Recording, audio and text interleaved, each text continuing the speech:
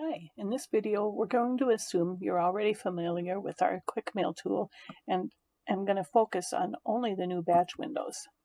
With our new QuickMail version 3, we've added the ability to send batches of QuickMail for both service invoices and maintenance invoices, which is something customers have been asking for, and now we've made it available.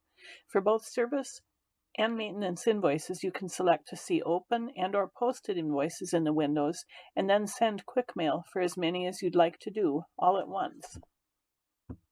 So this is the new service invoice batch window. We have the ability to filter by customer, batch, division, invoice, or any combination of that. I'm going to just pick customer 102. By default, just the work or open records are marked, so we can click redisplay and see those. These are ones that have not yet been sent.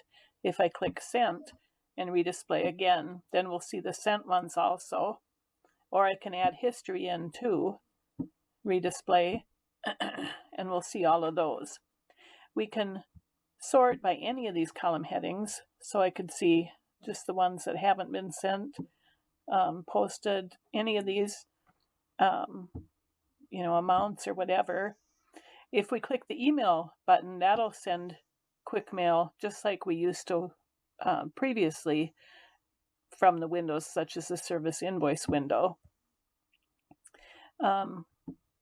These things, the email address and subject, came in from our setup.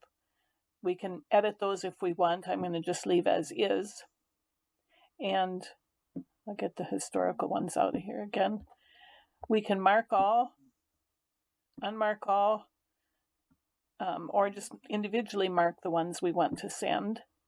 So I'll do that, and then we can click process, and those will send for us.